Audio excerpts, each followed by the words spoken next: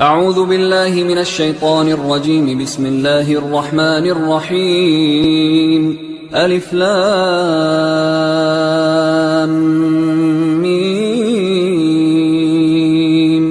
ذلك الكتاب لا ريب فيه هدى للمتقين الذين يؤمنون بالغيب ويقيمون الصلاة ومما رزقناهم ينفقون والذين يؤمنون بما أنزل إليك وما أنزل من قبلك وبالآخرة هم يوقنون أولئك على هدى من ربهم وأولئك هم المفلحون. إن الذين كفروا سواء عليهم أأنذرتهم أم لم تنذرهم لا يؤمنون. ختم الله على قلوبهم وعلى سمعهم وعلى أبصارهم غشاوة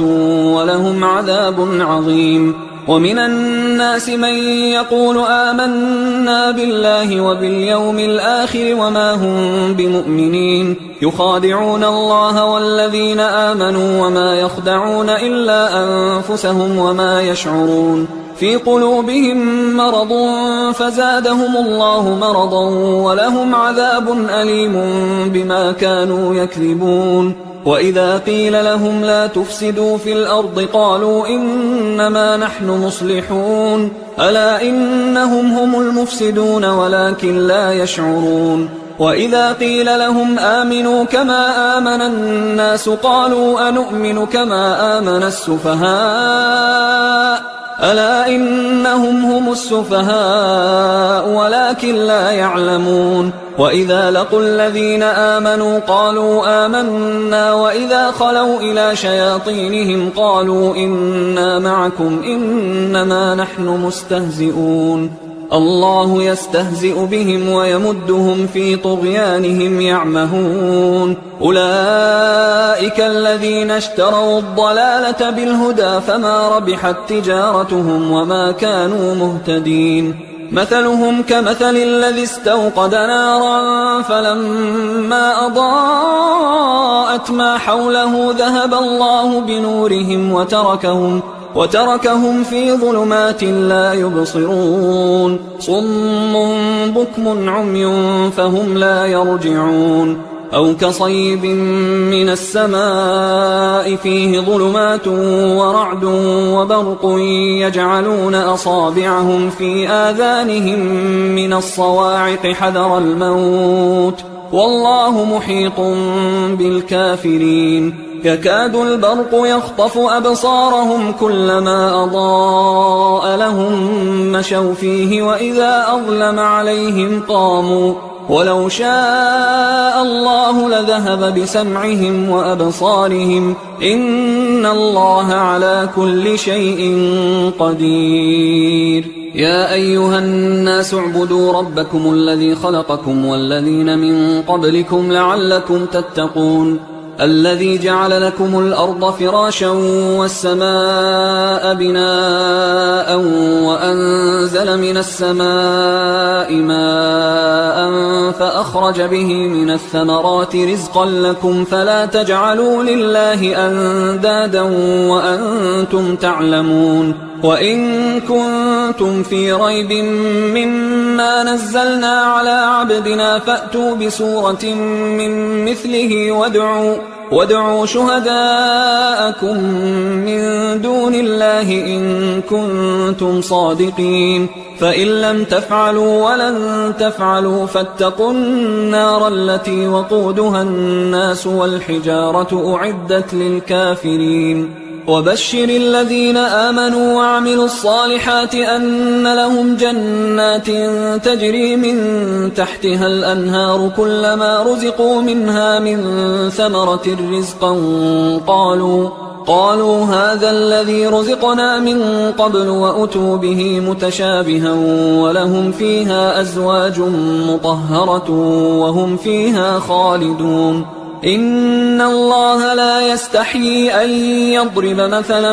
ما بعوضة فما فوقها فأما الذين آمنوا فيعلمون أنه الحق من ربهم، وأما الذين كفروا فيقولون ماذا أراد الله بهذا مثلا يضل به كثيرا ويهدي به كثيرا، وما يضل به إلا الفاسقين الذين ينقضون عهد الله من بعد ميثاقه ويقطعون ما أمر الله به أن يوصل ويفسدون في الأرض، أولئك هم الخاسرون. كيف تكفرون بالله وكنتم أمواتا فأحياكم ثم يميتكم ثم يحييكم ثم إليه ترجعون. هو الذي خلق لكم ما في الأرض جميعا ثم استوى إلى السماء فسواهن 7 سماوات وهو بكل شيء عليم. وإذ قال ربك للملائكة إني جاعل في الأرض خليفة قالوا أتجعل فيها من يفسد فيها ويسفك الدماء ونحن نسبح بحمدك ونقدس لك قال إني أعلم ما لا تعلمون. وعلم آدم الأسماء كلها ثم عرضهم على الملائكة فقال أنبئوني بأسماء هؤلاء إن كنتم صادقين. قالوا سبحانك لا علم لنا إلا ما علمتنا إنك أنت العليم الحكيم. قال يا آدم أنبئهم بأسمائهم فلما أنبأهم بأسمائهم قال ألم أقل لكم إني أعلم غيب السماوات والأرض وأعلم ما تبدون وما كنتم تكتمون. وإذ قلنا للملائكة اسجدوا لآدم فسجدوا إلا إبليس أبى واستكبر وكان من الكافرين. وقلنا يا آدم اسكن أنت وزوجك الجنة وكلا منها رغدا حيث شئتما ولا تقربا هذه الشجرة فتكونا من الظالمين. فأزلهما الشيطان عنها فأخرجهما مما كانا فيه وقلنا اهبطوا بعضكم لبعض عدو ولكم في الأرض مستقر ومتاع إلى حين. فتلقى آدم من ربه كلمات فتاب عليه إنه هو التواب الرحيم. قلنا اهبطوا منها جميعا فإما يأتينكم مني هدى فمن تبع هداي فلا خوف عليهم ولا هم يحزنون. والذين كفروا وكذبوا بآياتنا أولئك أصحاب النار هم فيها خالدون. يا بني إسرائيل اذكروا نعمتي التي أنعمت عليكم وأوفوا بعهدي أوف بعهدكم وإياي فارهبون. وآمنوا بما أنزلت مصدقا لما معكم ولا تكونوا أول كافر به ولا تشتروا بآياتي ثمنا قليلا وإياي فاتقون. ولا تلبسوا الحق بالباطل وتكتموا الحق وأنتم تعلمون. وأقيموا الصلاة وآتوا الزكاة واركعوا مع الراكعين. أتأمرون الناس بالبر وتنسون أنفسكم وأنتم تتلون الكتاب أفلا تعقلون. واستعينوا بالصبر والصلاة وإنها لكبيرة إلا على الخاشعين الذين يظنون أنهم ملاقو ربهم وأنهم إليه راجعون. يا بني إسرائيل اذكروا نعمتي التي أنعمت عليكم وأني فضلتكم على العالمين. واتقوا يوما لا تجزي نفس عن نفس شيئا ولا يقبل منها شفاعة ولا يؤخذ منها عدل ولا هم ينصرون. وإذ نجيناكم من آل فرعون يسومونكم سوء العذاب يذبحون أبناءكم ويستحيون نساءكم وفي ذلكم بلاء من ربكم عظيم. وإذ فرقنا بكم البحر فأنجيناكم وأغرقنا آل فرعون وأنتم تنظرون. وإذ واعدنا موسى 40 ليلة ثم اتخذتم العجل من بعده وأنتم ظالمون. ثم عفونا عنكم من بعد ذلك لعلكم تشكرون وإذ آتينا موسى الكتاب والفرقان لعلكم تهتدون وإذ قال موسى لقومه يا قوم إنكم ظلمتم أنفسكم باتخاذكم العجل فتوبوا إلى بارئكم فاقتلوا أنفسكم ذلكم خير لكم عند بارئكم فتاب عليكم إنه هو التواب الرحيم وإذ قلتم يا موسى لن نؤمن لك حتى نرى الله جهرة فأخذتكم الصاعقة وأنتم تنظرون ثم بعثناكم من بعد موتكم لعلكم تشكرون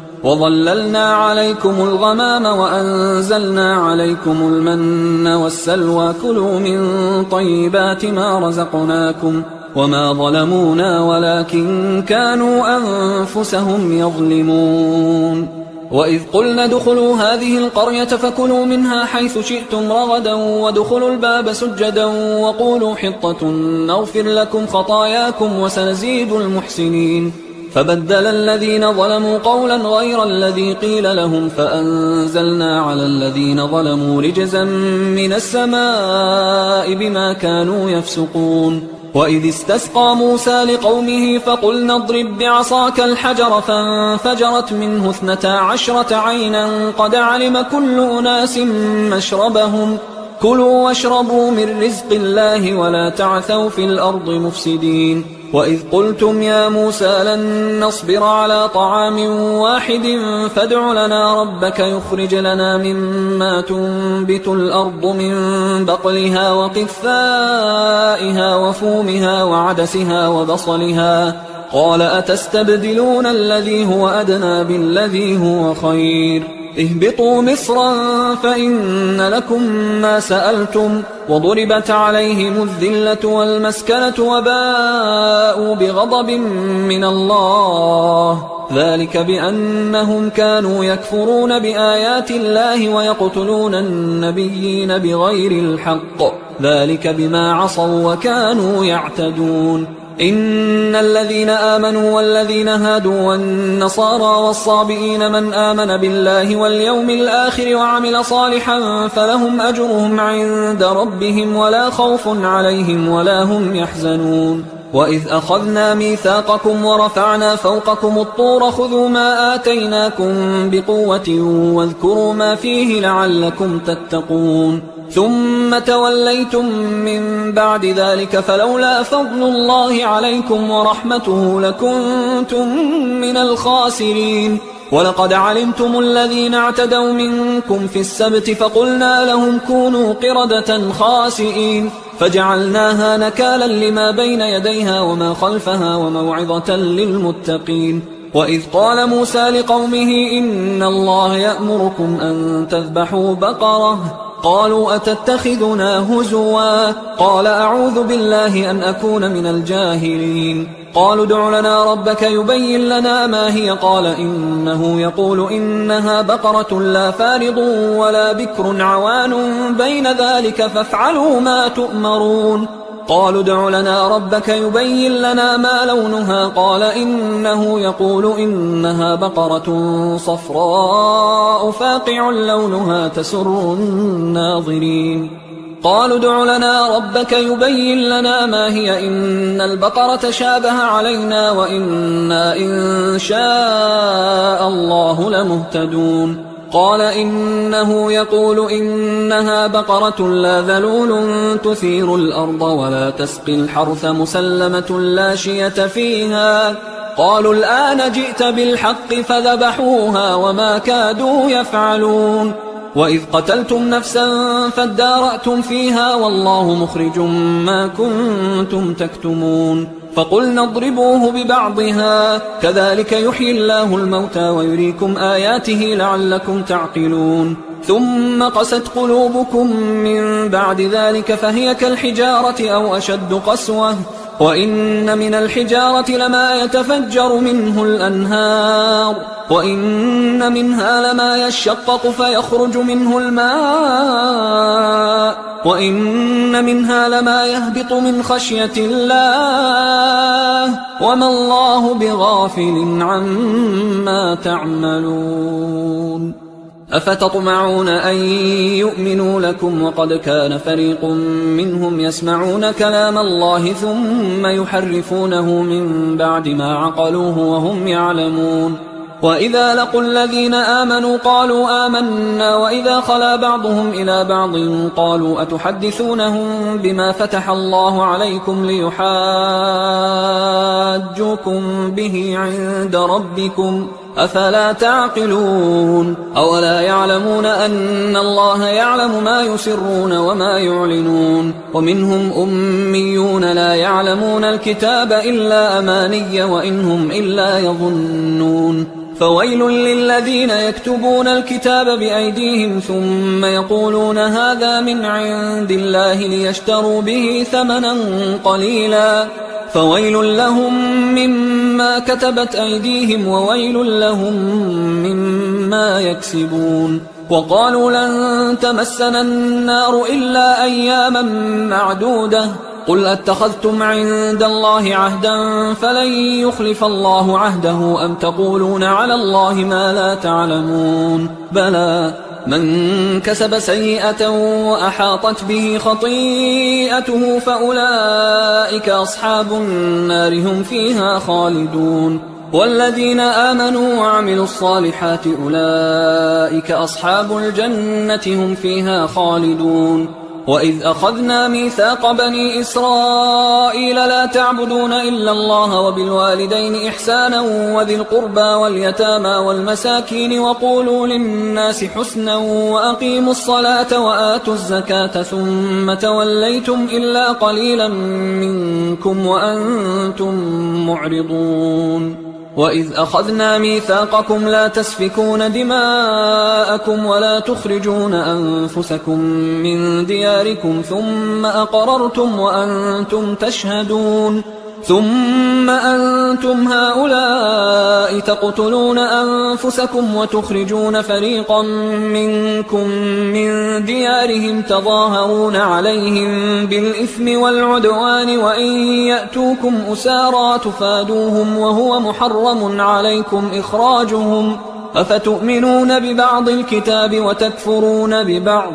فما جزاء من يفعل ذلك منكم إلا خزي في الحياة الدنيا ويوم القيامة يردون إلى أشد العذاب وما الله بغافل عما تعملون أولئك الذين اشتروا الحياة الدنيا بالآخرة فلا يخفف عنهم العذاب ولا هم ينصرون ولقد آتينا موسى الكتاب وقفينا من بعده بالرسل وآتينا عيسى ابن مريم البينات وأيدناه بروح القدس أفكلما جاءكم رسول بما لا تهوى أنفسكم استكبرتم ففريقا كذبتم وفريقا تقتلون وقالوا قلوبنا غلف بل لعنهم الله بكفرهم فقليلا ما يؤمنون ولما جاءهم كتاب من عند الله مصدق لما معهم وكانوا من قبل يستفتحون على الذين كفروا فلما جاءهم ما عرفوا كفروا به فلعنة الله على الكافرين بئس ما اشتروا به أنفسهم أن يكفروا بما أنزل الله بغيا أن ينزل الله من فضله على من يشاء من عباده فباءوا بغضب على غضب وللكافرين عذاب مهين وإذا قيل لهم آمنوا بما أنزل الله قالوا نؤمن بما أنزل علينا ويكفرون بما وراءه وهو الحق مصدقا لما معهم قل فلم تقتلون أنبياء الله من قبل إن كنتم مؤمنين ولقد جاءكم موسى بالبينات ثم اتخذتم العجل من بعده وأنتم ظالمون وإذ أخذنا ميثاقكم ورفعنا فوقكم الطور خذوا ما آتيناكم بقوة واسمعوا قالوا سمعنا وعصينا وأشربوا في قلوبهم العجل بكفرهم قل بئس ما يأمركم به إيمانكم إن كنتم مؤمنين قل إن كانت لكم الدار الآخرة عند الله خالصة من دون الناس فتمنوا الموت إن كنتم صادقين ولن يتمنوه أبدا بما قدمت أيديهم والله عليم بالظالمين ولتجدنهم أحرص الناس على حياة ومن الذين أشركوا يود أحدهم لو يعمر 1000 سنة وما هو بمزحزحه من العذاب أن يعمر والله بصير بما يعملون قل من كان عدوا لجبريل فإنه نزله على قلبك بإذن الله مصدقا لما بين يديه وهدى وبشرى للمؤمنين من كان عدوا لله وملائكته ورسله وجبريل وميكال فإن الله عدو للكافرين ولقد أنزلنا إليك آيات بينات وما يكفر بها إلا الفاسقون أو كلما عاهدوا عهدا نبذه فريق منهم بل أكثرهم لا يؤمنون ولما جاءهم رسول من عند الله مصدق لما معهم نبذ فريق من الذين أوتوا الكتاب كتاب الله وراء ظهورهم كأنهم لا يعلمون واتبعوا ما تتلو الشياطين على ملك سليمان وما كفر سليمان ولكن الشياطين كفروا يعلمون الناس السحر وما أنزل على الملكين ببابل هاروت وماروت وما يعلمان من أحد حتى يقولا إنما نحن فتنة فلا تكفر فيتعلمون منهما ما يفرقون به بين المرء وزوجه وما هم بضارين به من أحد إلا بإذن الله ويتعلمون ما يضرهم ولا ينفعهم ولقد علموا لمن اشتراه ما له في الآخرة من خلاق ولبئس ما شروا به أنفسهم لو كانوا يعلمون ولو أنهم آمنوا واتقوا لمثوبة من عند الله خير لو كانوا يعلمون يا أيها الذين آمنوا لا تقولوا راعنا وقولوا انظرنا واسمعوا وللكافرين عذاب أليم ما يود الذين كفروا من أهل الكتاب ولا المشركين أن ينزل عليكم من خير من ربكم والله يختص برحمته من يشاء والله ذو الفضل العظيم ما ننسخ من آية أو ننسها نأت بخير منها أو مثلها ألم تعلم أن الله على كل شيء قدير ألم تعلم أن الله له ملك السماوات والأرض وما لكم من دون الله من ولي ولا نصير أم تريدون أن تسألوا رسولكم كما سئل موسى من قبل ومن يتبدل الكفر بالإيمان فقد ضل سواء السبيل ود كثير من أهل الكتاب لو يردونكم من بعد إيمانكم كفارا حسدا من عند أنفسهم من بعد ما تبين لهم الحق فاعفوا واصفحوا حتى يأتي الله بأمره إن الله على كل شيء قدير وأقيموا الصلاة وآتوا الزكاة وما تقدموا لأنفسكم من خير تجدوه عند الله إن الله بما تعملون بصير وقالوا لن يدخل الجنة إلا من كان هودا أو نصارى تلك أمانيهم قل هاتوا برهانكم إن كنتم صادقين بلى من أسلم وجهه لله وهو محسن فله أجره عند ربه ولا خوف عليهم ولا هم يحزنون وقالت اليهود ليست النصارى على شيء وقالت النصارى ليست اليهود على شيء وهم يتلون الكتاب كذلك قال الذين لا يعلمون مثل قولهم فالله يحكم بينهم يوم القيامة فيما كانوا فيه يختلفون ومن أظلم ممن منع مساجد الله أن يذكر فيها اسمه وسعى في خرابها أولئك ما كان لهم أن يدخلوها إلا خائفين لهم في الدنيا خزي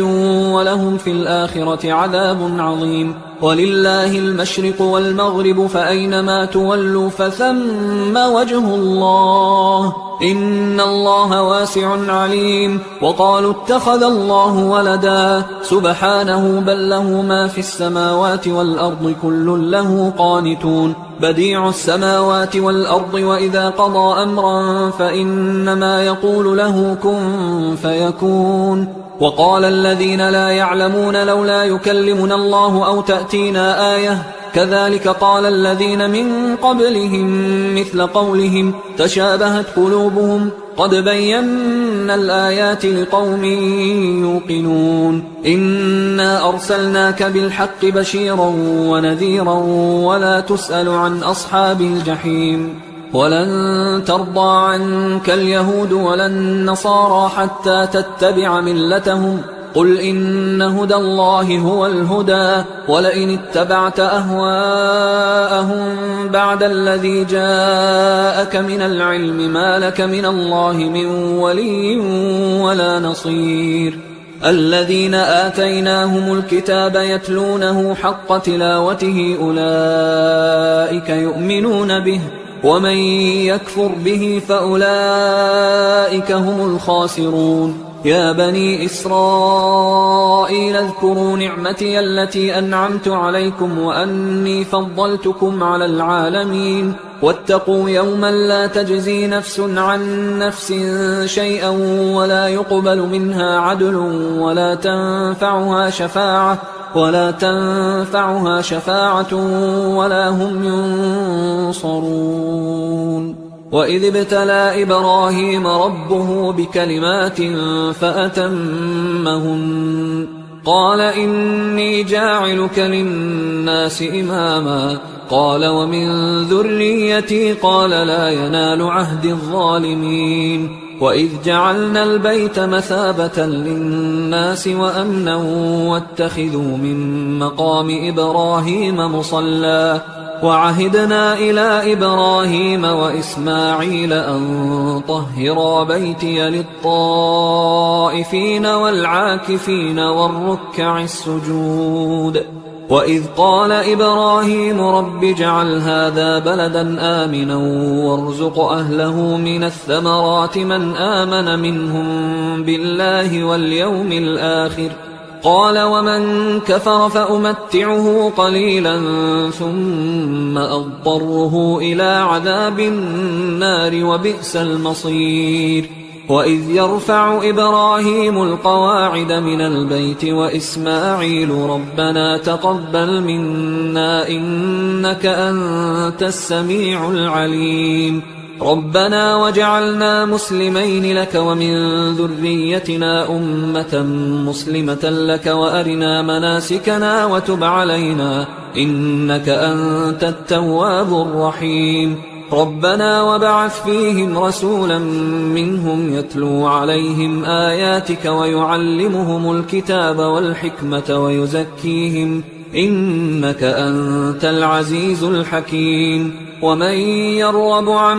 ملة إبراهيم إلا من سفه نفسه ولقد اصطفيناه في الدنيا وإنه في الآخرة لمن الصالحين إذ قال له ربه أسلم قال أسلمت لرب العالمين. ووصى بها إبراهيم بنيه ويعقوب يا بني إن الله اصطفى لكم الدين فلا تموتن إلا وأنتم مسلمون. أم كنتم شهداء إذ حضر يعقوب الموت إذ قال لبنيه ما تعبدون من بعدي قالوا نعبد إلهك وإله آبائك إبراهيم وإسماعيل وإسحاق إلها واحدا ونحن له مسلمون. تلك أمة قد خلت لها ما كسبت ولكم ما كسبتم ولا تسألون عما كانوا يعملون. وقالوا كونوا هودا أو نصارى تهتدوا قل بل ملة إبراهيم حنيفا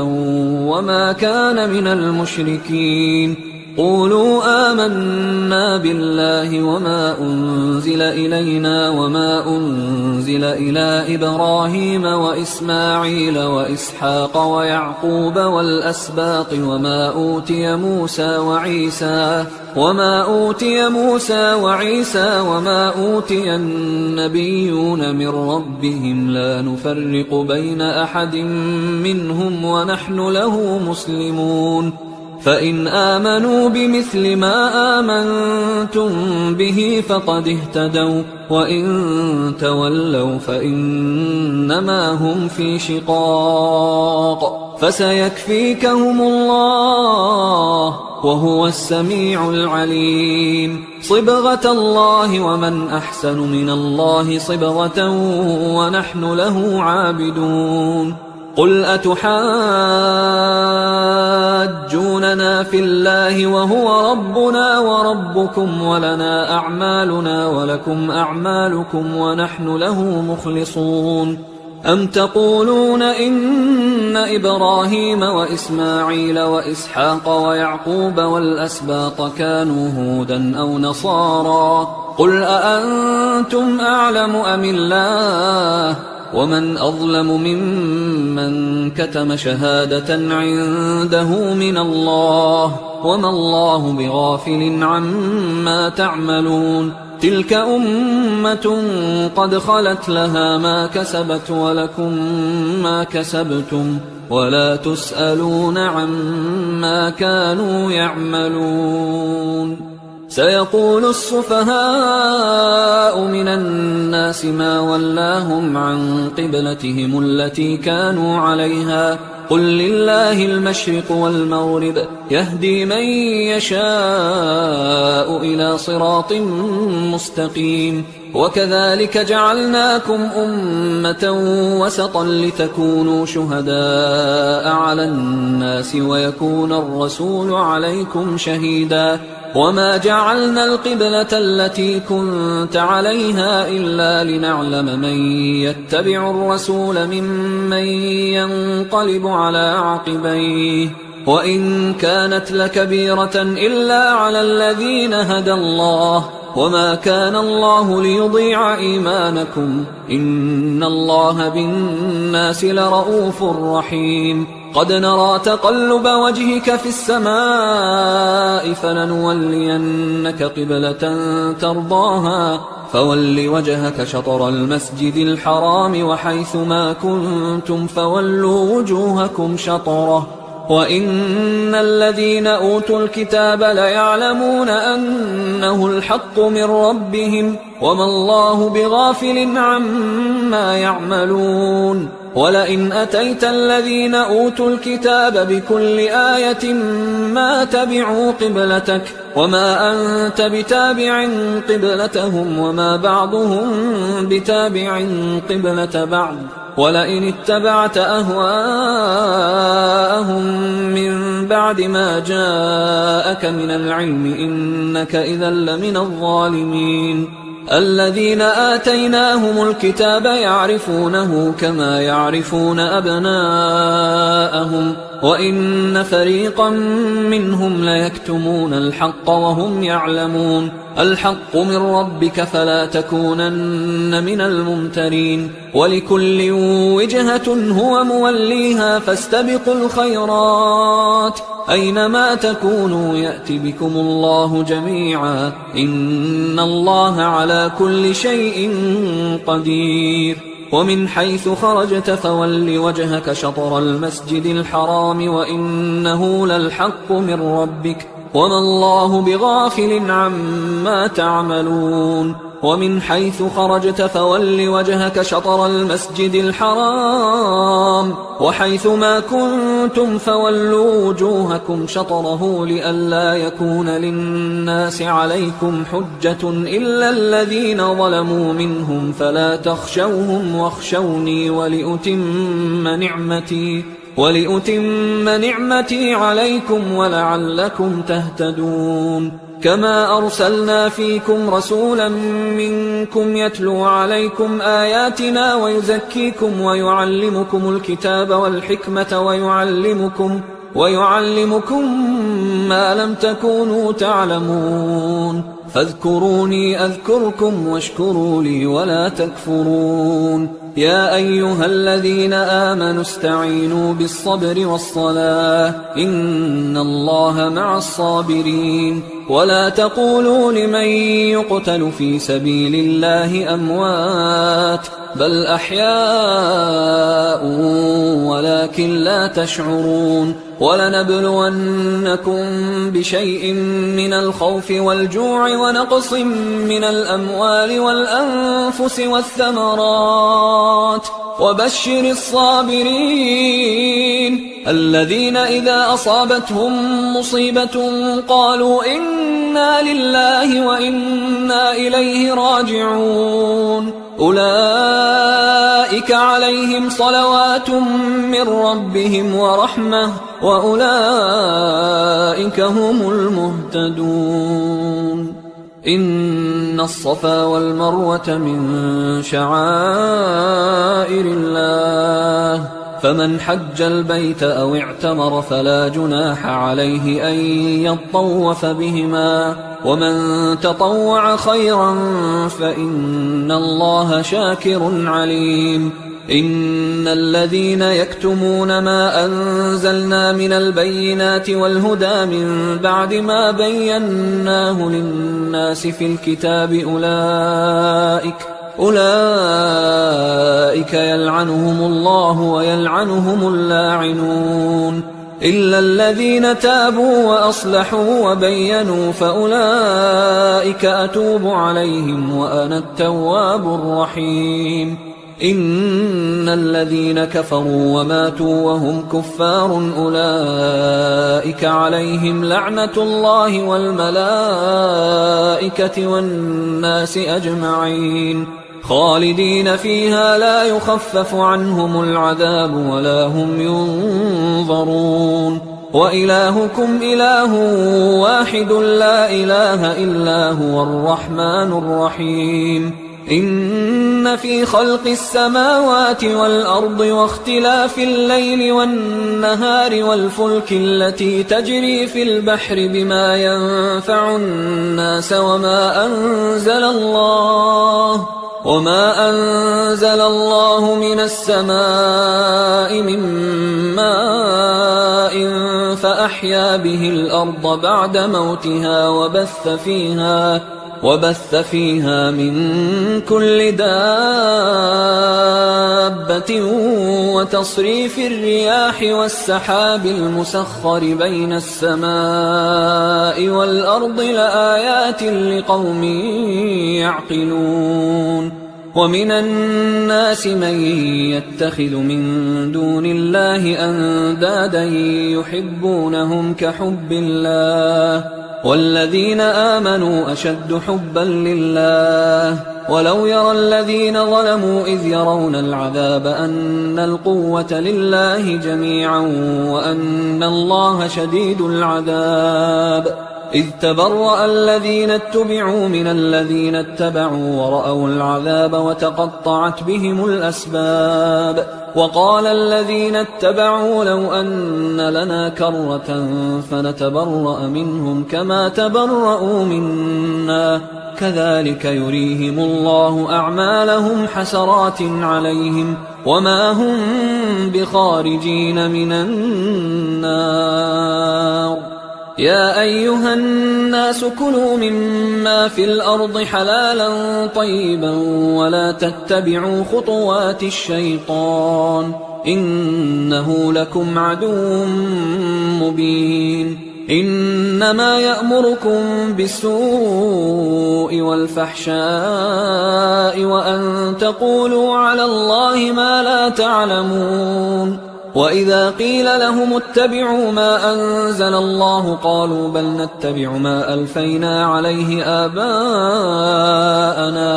أولو كان آباؤهم لا يعقلون شيئا ولا يهتدون ومثل الذين كفروا كمثل الذي ينعق بما لا يسمع إلا دعاء ونداء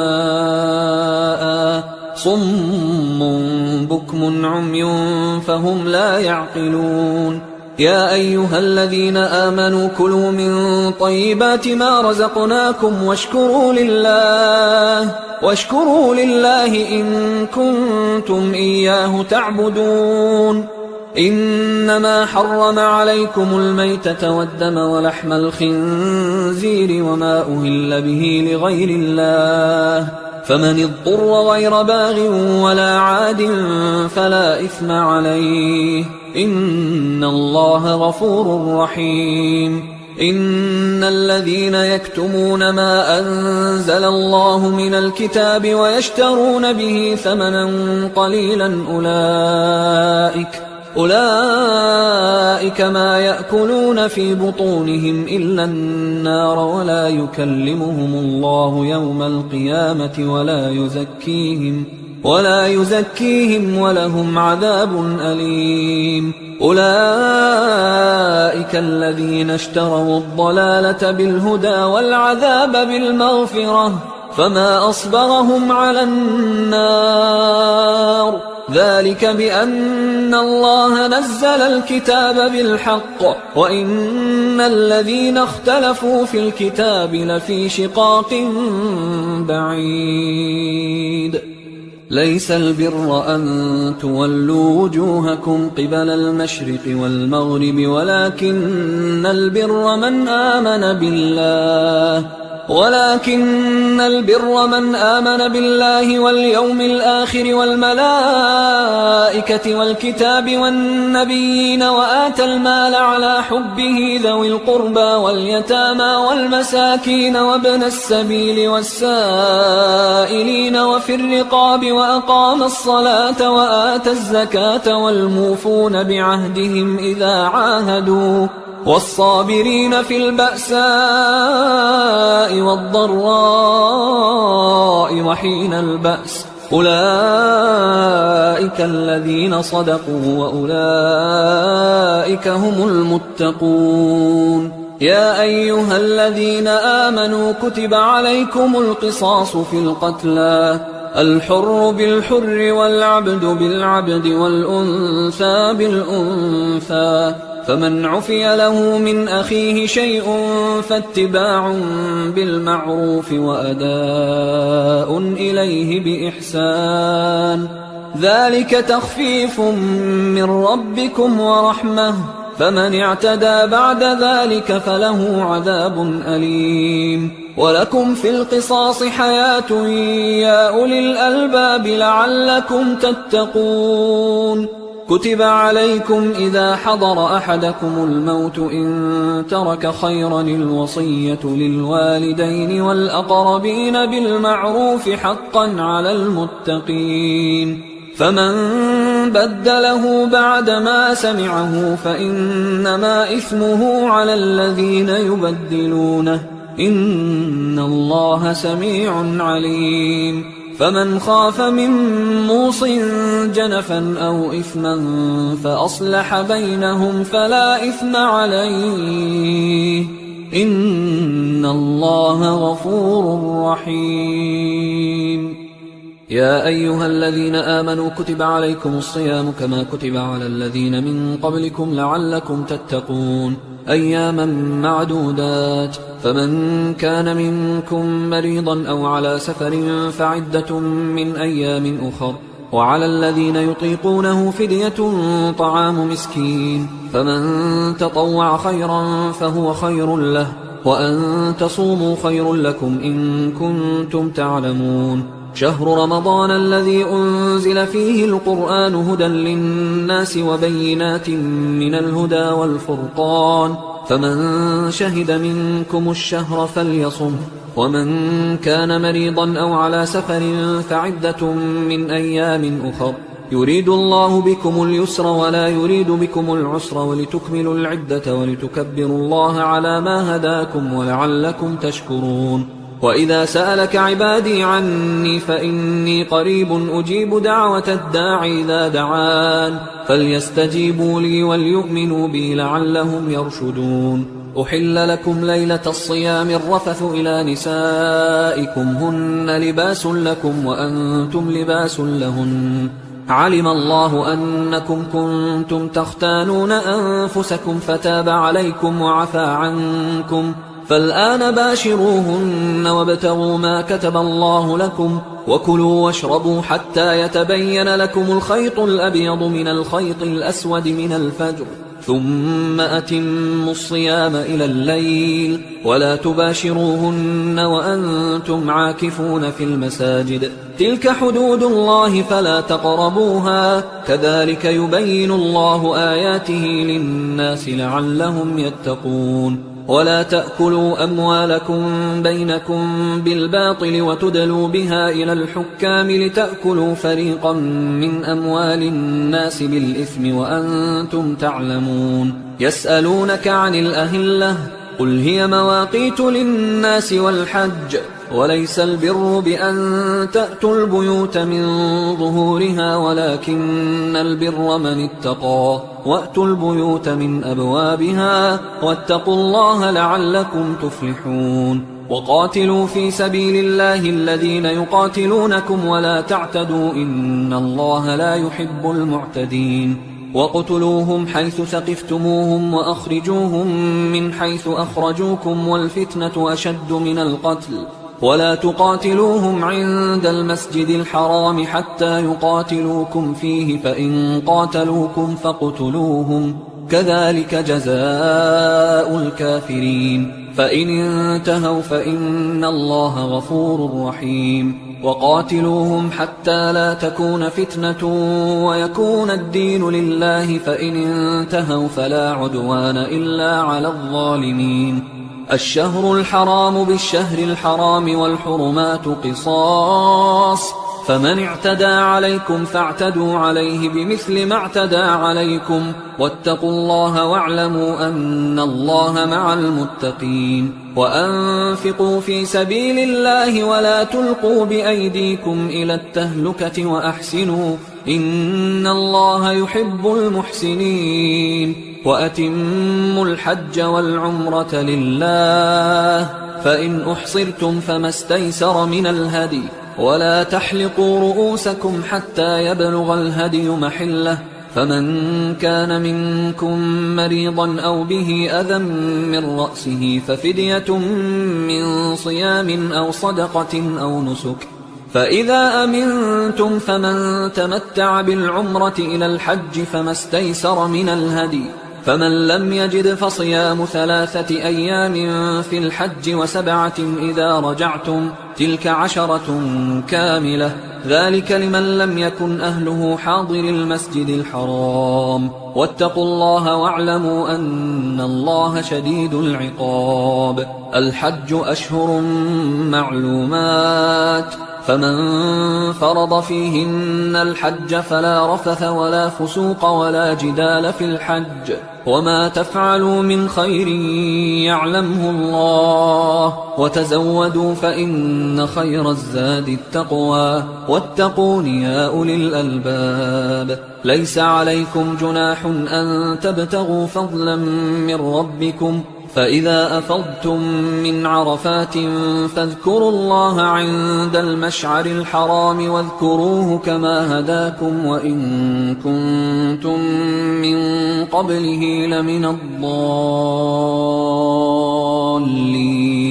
ثم أفيضوا من حيث أفاض الناس واستغفروا الله إن الله غفور رحيم. فإذا قضيتم مناسككم فاذكروا الله كذكركم آباءكم أو أشد ذكرا. فمن الناس من يقول ربنا آتنا في الدنيا وما له في الآخرة من خلاق ومنهم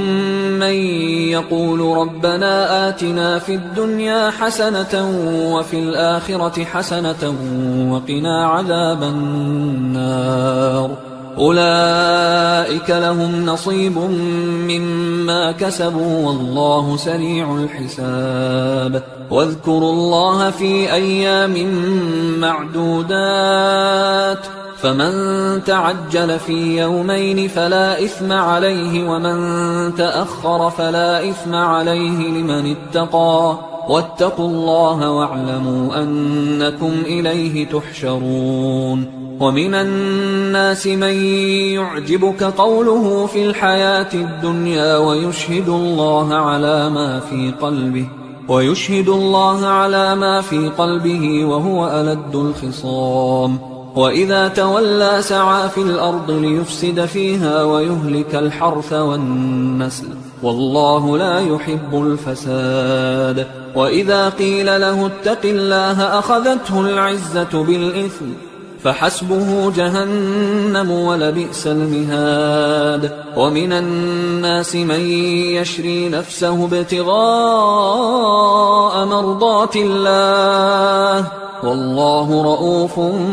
بالعباد. يا أيها الذين آمنوا ادخلوا في السلم كافة ولا تتبعوا خطوات الشيطان إنه لكم عدو مبين. فإن زللتم من بعد ما جاءتكم البينات فاعلموا أن الله عزيز حكيم. هل ينظرون إلا أن يأتيهم الله في ظلل من الغمام والملائكة وقضي الأمر وإلى الله ترجع الأمور. سل بني إسرائيل كم آتيناهم من آية بينة ومن يبدل نعمة الله من بعد ما جاءته فإن الله شديد العقاب. زين للذين كفروا الحياة الدنيا ويسخرون من الذين آمنوا والذين اتقوا فوقهم يوم القيامة والله يرزق من يشاء بغير حساب. كان الناس أمة واحدة فبعث الله النبيين مبشرين ومنذرين وأنزل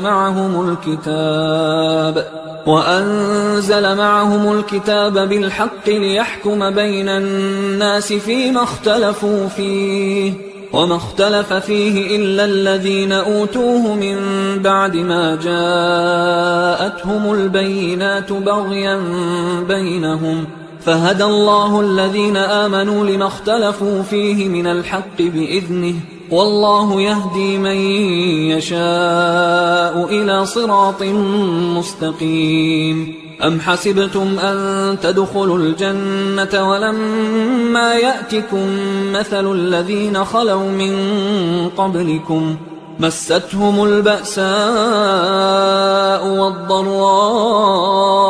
وزلزلوا حتى يقول الرسول والذين آمنوا معه متى نصر الله ألا إن نصر الله قريب. يسألونك ماذا ينفقون قل ما أنفقتم من خير فللوالدين والأقربين واليتامى والمساكين وابن السبيل وما تفعلوا من خير فإن الله به عليم كتب عليكم القتال وهو كره لكم وعسى أن تكرهوا شيئا وهو خير لكم وعسى أن تحبوا شيئا وهو شر لكم والله يعلم وأنتم لا تعلمون يسألونك عن الشهر الحرام قتال فيه قل قتال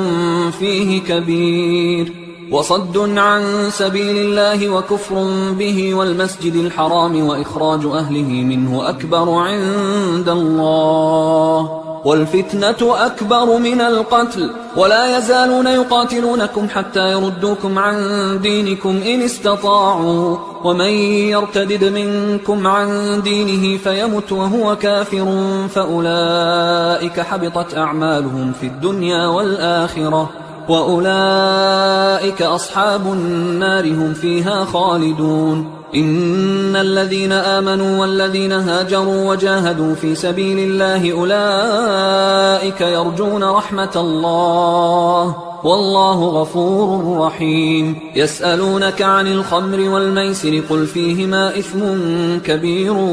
ومنافع للناس وإثمهما أكبر من نفعهما ويسألونك ماذا ينفقون قل العفو كذلك يبين الله لكم الآيات لعلكم تتفكرون في الدنيا والآخرة ويسألونك عن اليتامى قل إصلاح لهم خير وإن تخالطوهم فإخوانكم والله يعلم المفسد من المصلح ولو شاء الله لأعنتكم إن الله عزيز حكيم ولا تنكحوا المشركات حتى يؤمن ولأمة مؤمنة خير من مشركة ولو أعجبتكم ولا تنكحوا المشركين حتى يؤمنوا ولعبد مؤمن خير من مشرك ولو أعجبكم أولئك يدعون إلى النار والله يدعو إلى الجنة والمغفرة بإذنه ويبين آياته للناس لعلهم يتذكرون ويسألونك عن المحيض قل هو أذى فاعتزلوا النساء في المحيض ولا تقربوهن حتى يطهرن فإذا تطهرن فأتوهن من حيث أمركم الله إن الله يحب التوابين ويحب المتطهرين نساؤكم حرث لكم فأتوا حرثكم أنى شئتم وقدموا لأنفسكم واتقوا الله واعلموا أنكم ملاقوه وبشر المؤمنين ولا تجعلوا الله عرضة لأيمانكم أن تبروا وتتقوا وتصلحوا بين الناس والله سميع عليم لا يؤاخذكم الله باللغو في أيمانكم ولكن يؤاخذكم بما كسبت قلوبكم والله غفور حليم للذين يؤلون من نسائهم تربص 4 أشهر فإن فاءوا فإن الله غفور رحيم وإن عزموا الطلاق فإن الله سميع عليم والمطلقات يتربصن بأنفسهن 3 قروء ولا يحل لهن أن يكتمن ما خلق الله في أرحامهن إن كن يؤمن بالله واليوم الآخر وبعولتهن أحق بردهن في ذلك إن أرادوا إصلاحا ولهن مثل الذي عليهن بالمعروف وللرجال عليهن درجة والله عزيز حكيم الطلاق 2 مرتان فإمساك بمعروف أو تسريح بإحسان ولا يحل لكم أن تأخذوا مما آتيتموهن شيئا إلا أن يخافا ألا يقيما حدود الله فإن خفتم ألا يقيما حدود الله فلا جناح عليهما فيما افتدت به تلك حدود الله فلا تعتدوها ومن يتعد حدود الله فأولئك هم الظالمون فإن طلقها فلا تحل له من بعد حتى تنكح زوجا غيره فإن طلقها فلا جناح عليهما أن يتراجعا إن ظنا أن يقيما حدود الله وتلك حدود الله يبينها لقوم يعلمون وإذا طلقتم النساء فبلغن أجلهن فأمسكوهن بمعروف أو سرحوهن بمعروف ولا تمسكوهن ضرارا لتعتدوا ومن يفعل ذلك فقد ظلم نفسه ولا تتخذوا آيات الله هزوا واذكروا نعمة الله عليكم وما أنزل عليكم من الكتاب والحكمة يعظكم به واتقوا الله واعلموا أن الله بكل شيء عليم وإذا طلقتم النساء فبلغن أجلهن فلا تعضلوهن أن ينكحن أزواجهن إذا تراضوا بينهم بالمعروف ذلك يوعظ به من كان منكم يؤمن بالله واليوم الآخر ذلكم أزكى لكم وأطهر والله يعلم وأنتم لا تعلمون والوالدات يرضعن أولادهن حولين كاملين لمن أراد أن يتم الرضاعة وعلى المولود له رزقهن وكسوتهن بالمعروف لا تكلف نفس إلا وسعها لا تضار والدة بولدها ولا مولود له بولده وعلى الوارث مثل ذلك فإن أرادا فصالا عن تراض منهما وتشاور فلا جناح عليهما وإن أردتم أن تسترضعوا أولادكم فلا جناح عليكم إذا سلمتم ما آتيتم بالمعروف واتقوا الله واعلموا أن الله بما تعملون بصير والذين يتوفون منكم ويذرون أزواجا يتربصن بأنفسهن 4 أشهر و10 فإذا بلغن أجلهن فلا جناح عليكم فيما فعلن في أنفسهن بالمعروف والله بما تعملون خبير ولا جناح عليكم فيما عرضتم به من خطبة النساء أو أكننتم في أنفسكم علم الله أنكم ستذكرونهن ولكن لا تواعدوهن سرا إلا أن تقولوا قولا معروفا ولا تعزموا عقدة النكاح حتى يبلغ الكتاب أجله واعلموا أن الله يعلم ما في أنفسكم فاحذروه واعلموا أن الله غفور حليم لا جناح عليكم إن طلقتم النساء ما لم تمسوهن أو تفرضوا لهن فريضة ومتعوهن على الموسع قدره وعلى المقتر قدره متاعا بالمعروف حقا على المحسنين وإن طلقتموهن من قبل أن تمسوهن وقد فرضتم لهن فريضة فنصف ما فرضتم إلا أن يعفون أو يعفو الذي بيده عقدة النكاح وأن تعفوا أقرب للتقوى ولا تنسوا الفضل بينكم إن الله بما تعملون بصير حافظوا على الصلوات والصلاة الوسطى وقوموا لله قانتين فإن خفتم فرجالا أو ركبانا فإذا أمنتم فاذكروا الله كما علمكم ما لم تكونوا تعلمون والذين يتوفون منكم ويذرون أزواجا وصية لأزواجهم متاعا إلى الحول غير إخراج فإن خرجن فلا جناح عليكم فيما فعلن في أنفسهن من معروف والله عزيز حكيم وللمطلقات متاع بالمعروف حقا على المتقين كذلك يبين الله لكم آياته لعلكم تعقلون ألم تر إلى الذين خرجوا من ديارهم وهم ألوف حذر الموت فقال لهم الله موتوا ثم أحياهم إن الله لذو فضل على الناس ولكن أكثر الناس لا يشكرون وقاتلوا في سبيل الله واعلموا أن الله سميع عليم من ذا الذي يقرض الله قرضا حسنا فيضاعفه له أضعافا كثيرة والله يقبض ويبسط وإليه ترجعون ألم تر إلى الملأ من بني إسرائيل من بعد موسى إذ قالوا لنبي له مبعث لنا ملكا نقاتل في سبيل الله قال هل عسيتم إن كتب عليكم القتال ألا تقاتلوا قالوا وما لنا ألا نقاتل في سبيل الله وقد أخرجنا من ديارنا وأبنائنا فلما كتب عليهم القتال تولوا إلا قليلا منهم والله عليم بالظالمين وقال لهم نبيهم إن الله قد بعث لكم طالوت ملكا قالوا أنى يكون له الملك علينا ونحن أحق بالملك منه ولم يؤت سعة من المال قال إن الله اصطفاه عليكم وزاده بسطة في العلم والجسم والله يؤتي ملكه من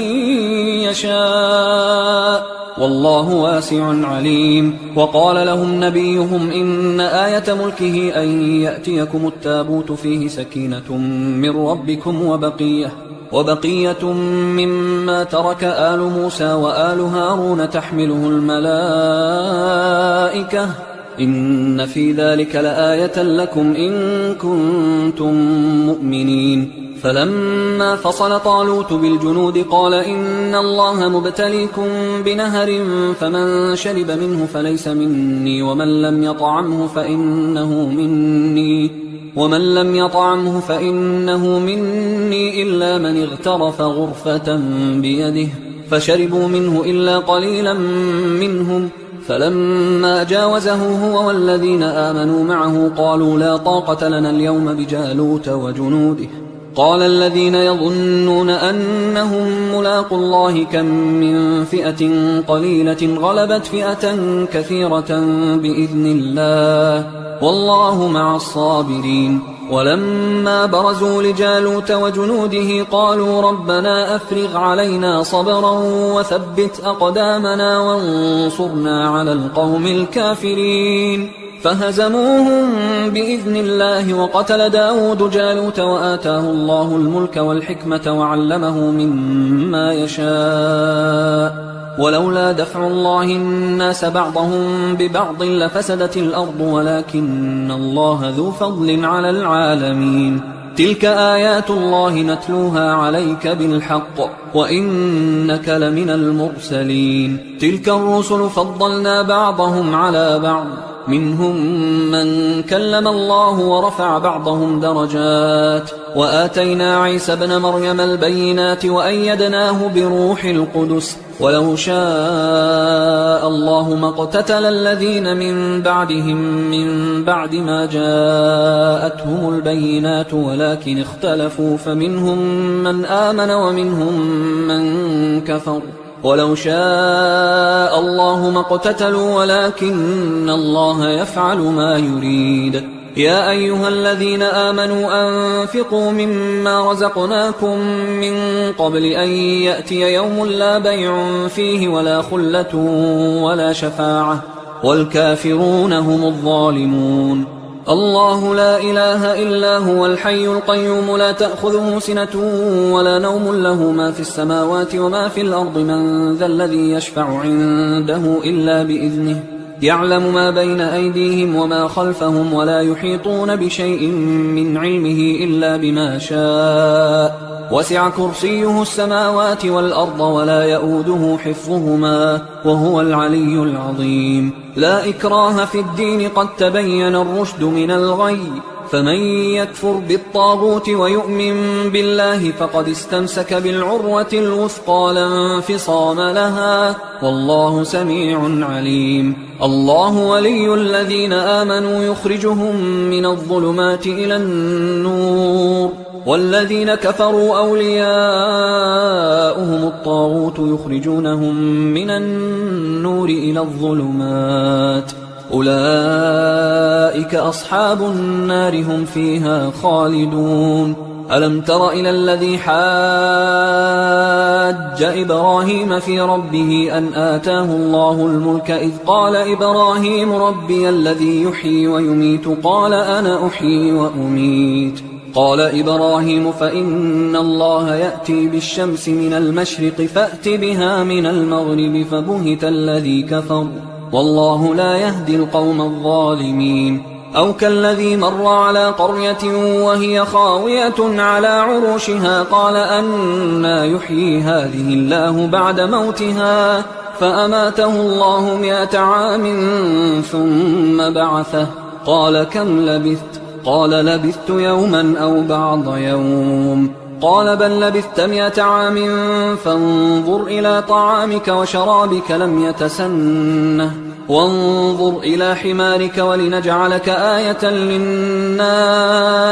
وانظر إلى العظام كيف ننشزها ثم نكسوها لحما فلما تبين له قال أعلم أن الله على كل شيء قدير وإذ قال إبراهيم رب أرني كيف تحيي الموتى قال أولم تؤمن قال بلى ولكن ليطمئن قلبي قال فخذ 4 من الطير فصرهن إليك ثم اجعل على كل جبل منهن جزءا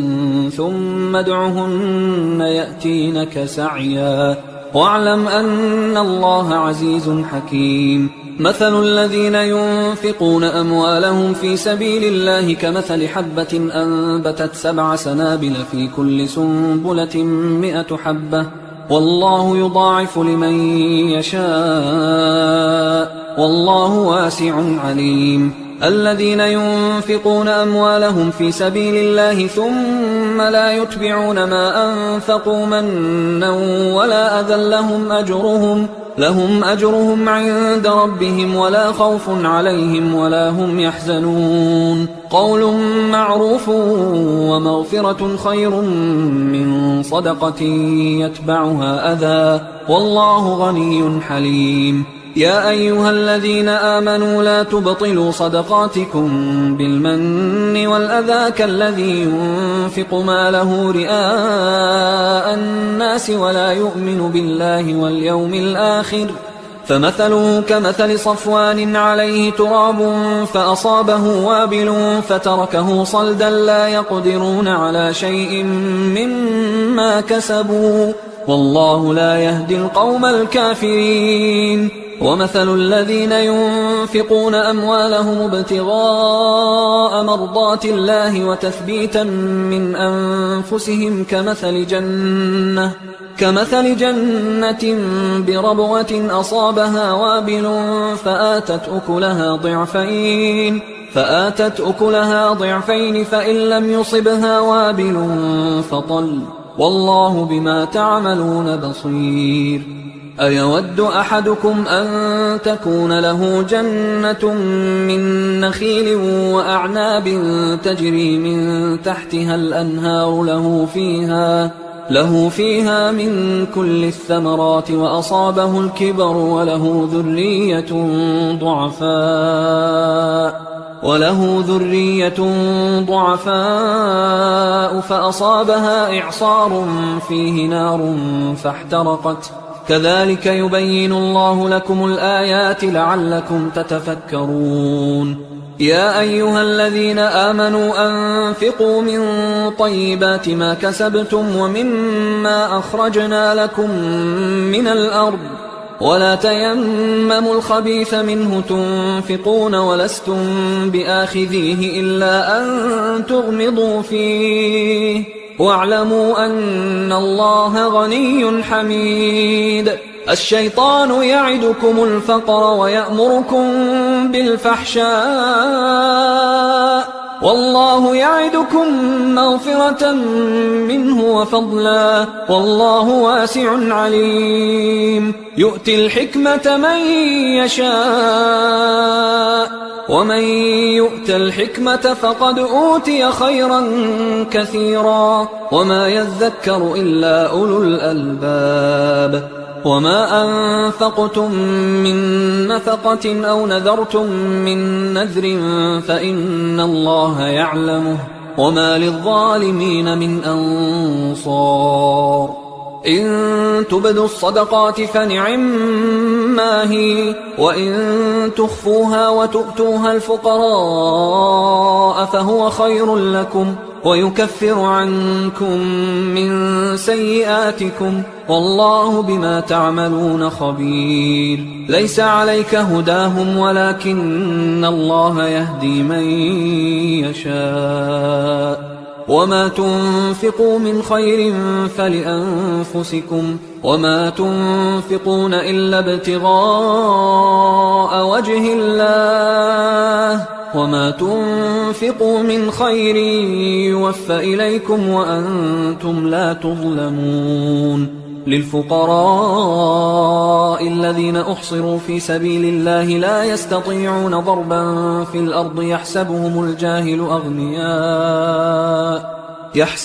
الجاهل أغنياء من التعفف تعرفهم بسيماهم لا يسألون الناس إلحافا وما تنفقوا من خير فإن الله به عليم الذين ينفقون أموالهم بالليل والنهار سرا وعلانية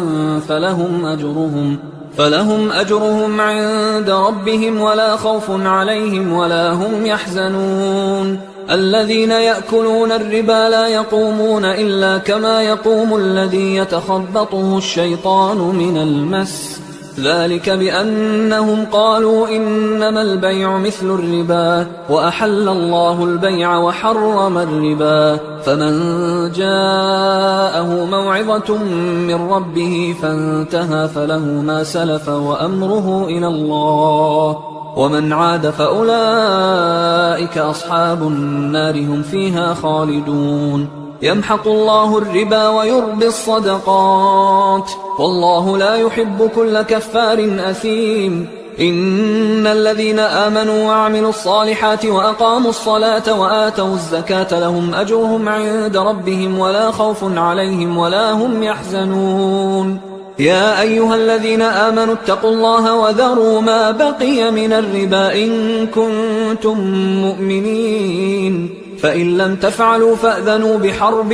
من الله ورسوله وإن تبتم فلكم رؤوس أموالكم لا تظلمون ولا تظلمون وإن كان ذو عسرة فنظرة إلى ميسرة وأن تصدقوا خير لكم إن كنتم تعلمون واتقوا يوما ترجعون فيه إلى الله ثم توفى كل نفس ما كسبت وهم لا يظلمون يا أيها الذين آمنوا إذا تداينتم بدين إلى أجل مسمى فاكتبوه وليكتب بينكم كاتب بالعدل ولا يأب كاتب أن يكتب كما علمه الله فليكتب وليملل الذي عليه الحق وليتق الله ربه ولا يبخس منه شيئا فإن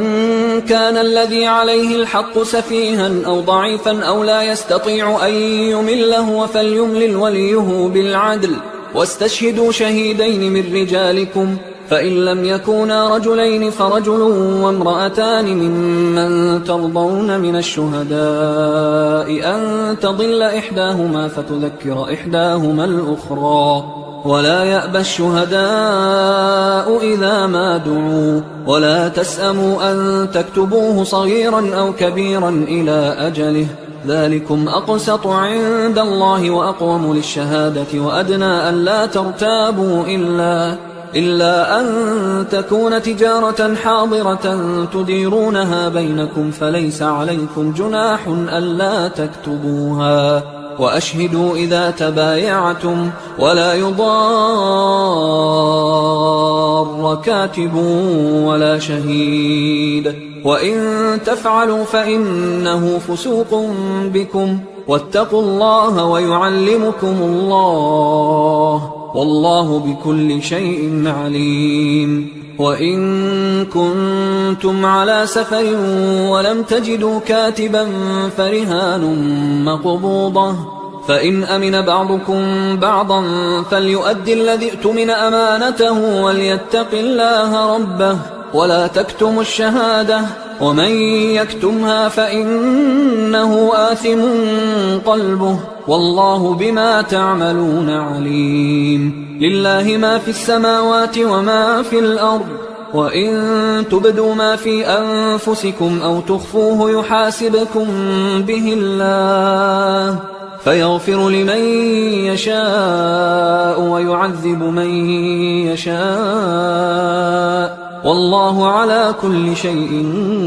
قدير. آمن الرسول بما أنزل إليه من ربه والمؤمنون كل آمن بالله وملائكته وكتبه ورسله لا نفرق بين أحد